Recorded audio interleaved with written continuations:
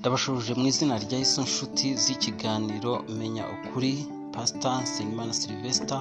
Uko bisanzwe uyu munsi turasoma ijambo ry'Imana kugira ngo nyuma yabwo tuze kumva icyo Imana ivugana natwe.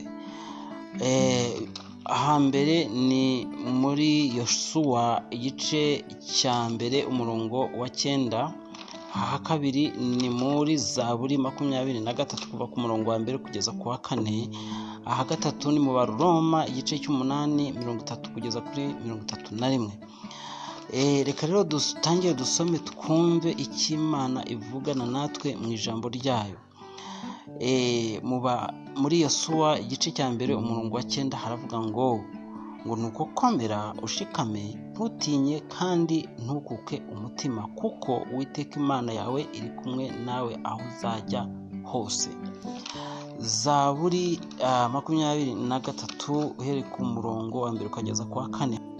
Mu Baroma 8:30-31 haravuga ngo abo yatoranije kera yarabahamagaye, kandi abo yahamagaye yarabatsindishije, n'abo yatsindishije yabahaye ubwiza. 31 ngo none ubwo bimeze bityo tuvuga iki?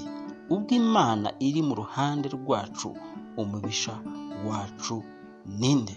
Uwiteka Mana, nsengeye ubwoko bunyumva, ndasenze kugira ngo iri jambo Mana rimanutse, Mana ishobora byose, rihumurize imitima yacu kandi riyobore abaryumva. Imbaraga zawe zirimanukemo, nanjye umfashe ungire igikoresho cyawe, kandi umwuka wera ubane natwe, kandi imbaraga zose zarwanya cyangwa zarwanya n'abumvira ijambo zitsindwe. Urakoze ko uri kumwe natwe mu izina rya Yesu. Aya magambo yo muri Yosuwa, Imana yabwiye Yosuwa nyuma y'urupfu rwa Mose. Bari bamaze imyaka 40 bari mu rugendo rwo gucyura ubwoko bw'Isiraheli, ariko igihe kigeze Mose aza gupfa.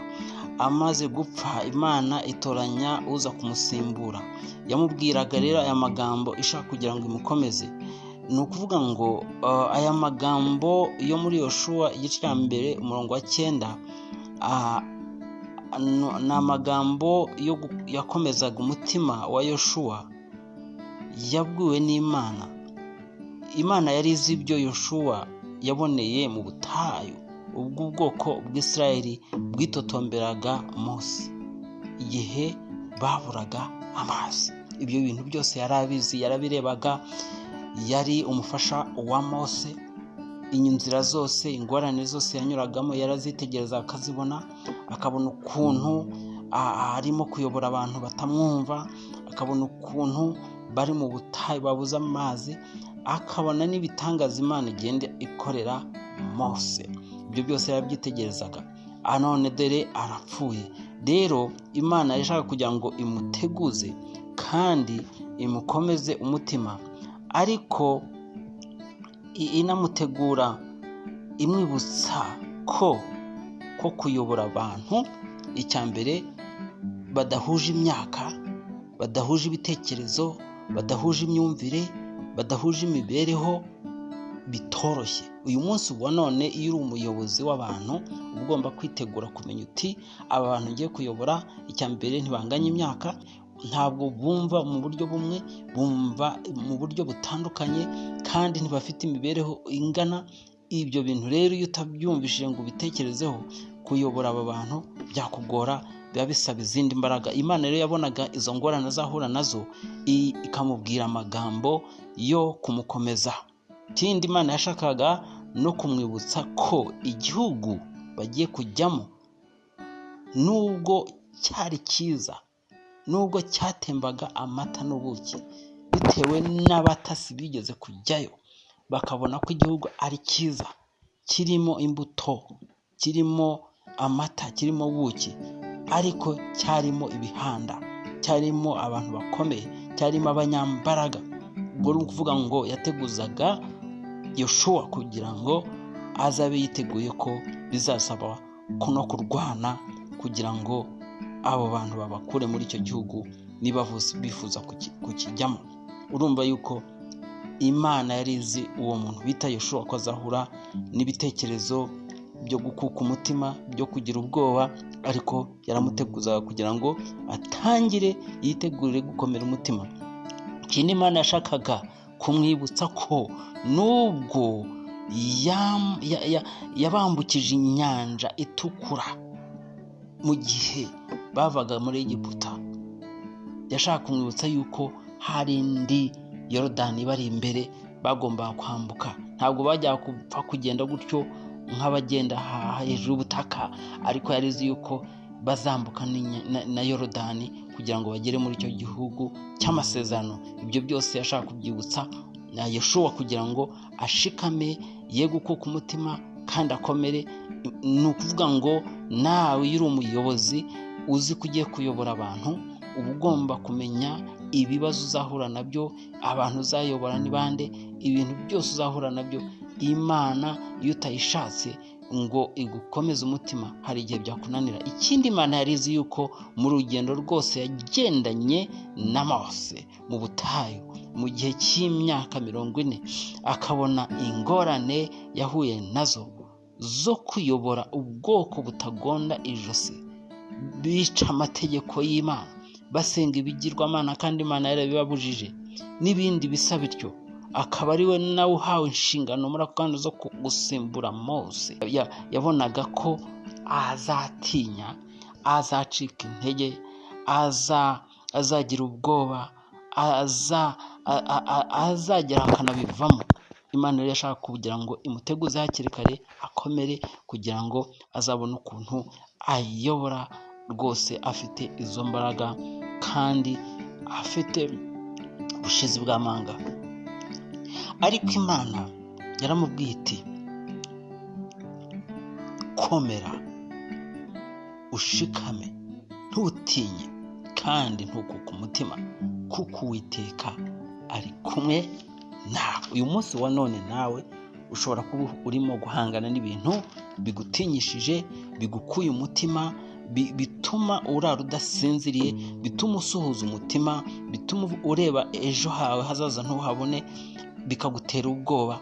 Imana nawe uyu munsi irakubwira ngo komera, ushikame, ntutinye. Ariko kondisiyo ni uko ugomba kuba uri kumwe nayo, ni uko ugomba kugendana nayo, ni uko ugomba ushakisha ikintu cyatuma ugendana n'Imana. Tuzi neza yuko Imana ishaka kugira ngo niba wifuza kugendana nayo ugombe kuba uyikiranukiye. Imana yanga ibyaha ariko igakunda abihana.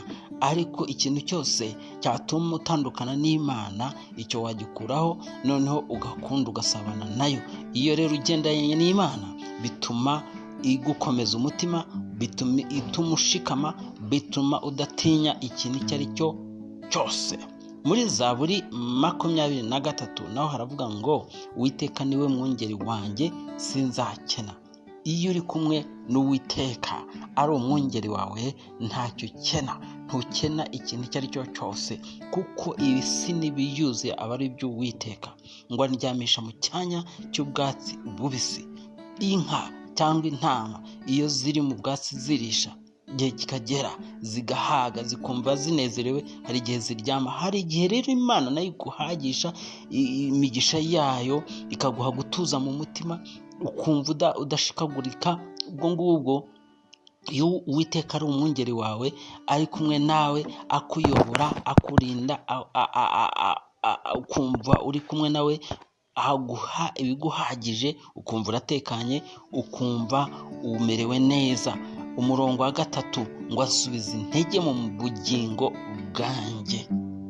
Imana dusubiza intege mu bugingo iyo twacitse intege bitewe n'ibyo tunyuramo, iyo twacitse intege bitewe n'abanzi bacu, iyo twacitse intege bitewe n'ibyo tugerageza gukora bikanga, tugerageza gukora imishinga ikanga, tugerageza gutangira ibyo ducuruza ntibigende, imishinga yacu igapfa, ibyo twifuza kugeraho ntitubigereho, tugacika intege. aho ngaho niho Imana, iyo ugendana n'Imana ugendana nayo mu gusenga, mu kuyikiranukira mu ijambo ryayo, igusubizamo intege mu bugingo, ntucike intege. Abantu bashobora kuguca intege, abantu bashobora kukubwira amagambo y'urucantege, nk'uko twumva ijya gihe abantu baje bavuga inkuru y'incamugongo bavuga bati hariya mu gihugu cy'amasezerano hari abagabo b'abanaki, hari abagabo b'ibihanda, ntabwo twashobora kujya muri kiriya gihugu. Abo bavugaga amagambo y'urucantege. Ariko iyo uri kumwe n'Imana, nubwo abantu baguca intege kajana, wowe ntabwo ucika intege kuko uba uri kumwe n'Imana. Ahandi murongo wa 4 ngo naho nanyura mu gikombe cy'igicucu cy'urupfu sinzatinya ikibi cyose kuko ndi kumwe nawe. Urumva iryo jambo, kuba kumwe n'Imana. Nubwo wanyura mu gikombe cy'igicucu cy'urupfu, igikombe cy'igicucu cy'urupfu ni ikihe? Ni cya gihe ugeramo kumva kabisa nta maherezo yawe, ukumva ibyawe byakurangiranye, ukumva nta buzima, ukumva ugeze ku rwobo rw'urupfu. Aho ngaho ukumva wareba hirya, wareba hino, wareba inyuma, wareba imbere, ku mpande zose ugasanga ntaho wanyura. Ukaba uri mu gikombe cy'igicucu cy'urupfu, ukumva nta byiringiro, ukumva ucitse intege, ukumva rwose ntabwo uzava aho ngaho. Iyo uri kumwe n'Uwiteka, iyo uri kumwe n'Imana, Imana ikunyuza aho hantu. Ngo naho nanyura mu gikombe cy'igicucu cy'urupfu gusa nzatinya ikibi cyose. Ikibi cyose ntabwo wagitinya. Abanzi bawe ntiwabatinya, ibyago ntiwabitinya, kuko ubuzi yuko Imana iri bigukuremo. Icyanditswe cya nyuma tugiye gusoma tunarangiza, Abaroma 8:30-37 ngo abo yatoranije kera yarahamagaye, kandi abo yahamagaye yarabatsindishirije. Imana iyo igutoranije ikanaguhamagara iranagutsindishiriza, kandi ntiyaguhamagara ngo inagutsindishirize utari kumwe nayo. Iyo uri kumwe nayo yaragutoranije, mukozi w'Imana unyumva, niba uzi ngo Imana yaragutoranije ikaguhamagara, ntukagire ubwoba ngo utinye ngo uvuge uti ibi bintu ndimo naribeshye. Oya, izanagutsindishiriza. Amen. Izagutsindishiriza ibigeragezo urimo, izagutsindishiriza, izaguha amagambo agukomeza umutima. Ngo kandi nawe yatsindishije yabahaye ubwiza. Iyo igutsindishije iguha ubwiza. None ngo none ubwo bimeze gutyo, none ubwo yaguhamagaye, none ubwo yagutsindishije, none ubwo yagutoranije, ukaba uzi ko yagutoranije, ukaba uzi ko yaguhamagaye, ukaba uzi ko igutsindishiriza ku manywa n'ijoro, ngo none ubwo bimeze bityo, ngo tuvuge iki? Ubwo Imana iri mu ruhande rwacu, umubisha wacu ninde? Imana ihabwe icyubahiro. Umutwe w'ijambo turimo kuvuga uyu munsi, ubutumwa numva Imana yanshyize ku mutima, ni ukuvuga ngo akamaro ko kugendana n'Imana, ko kugendana n'Imana ni ibi bikurikira. Imana ikurinda gukuka umutima, Imana ikurinda ibigutera ubwoba, Imana igukunyuza mu gikombe cy'igicucu cy'urupfu, Imana ikurinda gushikagurika, iragukomeza umutima. Ngo nuko rero komera ushikame, ntutinye, ntukuke umutima. Ni amagambo Imana yabwiraga Yeshuwa imubwira iti kandi komera ushikame, ntutinye, ntukuke umutima, kuko ndi kumwe nawe. Handi ngo naho nanyura mu gikombe cy'igicucu cy'urupfu sinzatinya ikibi cyose kuko ndi kumwe nawe. Uyu munsi wa none rero nsoza ubutumwa, niba ugendana n'Imana, niba uzi ngo uri umukozi w'Imana, niba uzi ngo urimo kuyikiranukira, niba uzi ngo urasenga, niba uzi ngo ukora ubushake bw'Imana, nubwo waba urimo guhura n'ibigeragezo bingana bite, komera ushikame kandi ntutinye, kuko Imana iri kumwe nawe. Imana nigendana nawe, ikabana nawe, ibizakurwanya byose bizatsindirwa imbere yawe. Imana izaba umwanzi w'abanzi bawe. Imana izaba umwanzi w'ibikurwanya, Imana izarwanya bya bindi bikurwanya.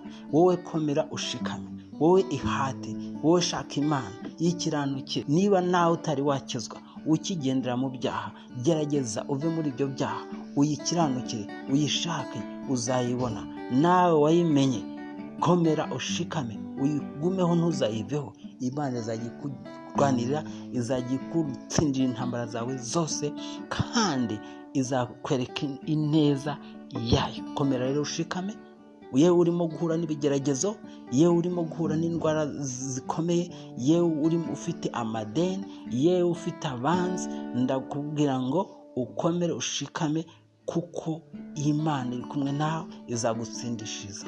Rero nsoza ndagira ngo nkubwire ngo iri ni ijambo rivuye ku Uwiteka, komera ushikame. Nk'uko Imana yabanye na Yoshua ikamurwanirira, nawe yakurwanirira. Nk'uko yabanye na Dawidi ikamurwanirira, nawe yakurwanirira. Uyu munsi wa none, iyo Mana yari iriho icyo gihe cya Yoshua, cya Dawidi, niyo Mana iriho uyu munsi, ntihinduka. Kuko Imana yari iriho kera niko iriho uyu munsi, kandi niko izahoraho iteka ryose. Abantu barasaza bagapfa, ariko Imana ntisaza kandi ntipfa. Rero komera ushikame, ntucike intege, ntubivemo, ntuve mu gakiza, ntubirambirwe, kubera yuko Imana iri kumwe nawe. Hariho ahavuga muri Zaburi 25 ngo siko bizaba kuba mutegereza, ntibazakorwa n'isoni, ngo keretse abava mu masezerano, nta mpamvu nibo bazakorwa n'isoni.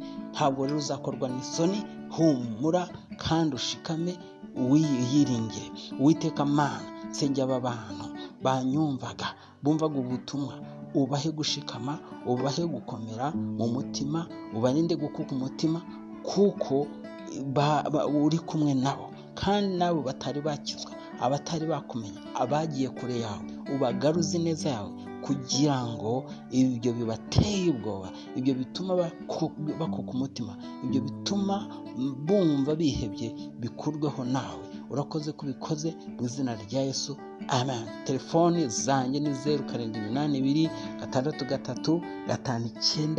0782635996. Yewe muntu utarakora subscribe kuri YouTube, uyikore kandi ukore share, usangiza ubutumwa abandi, kugira ngo dukomeze dukore umurimo w'Imana. Kandi nizera yuko Imana iza kukuganiriza, iza kuvugana nawe, ikaguhumuriza. Nzi neza yuko Imana yagiye abandi neza, nawe yakugira neza. Rero ugire ibihe byiza, ugire amahoro y'Uwiteka. Shalom.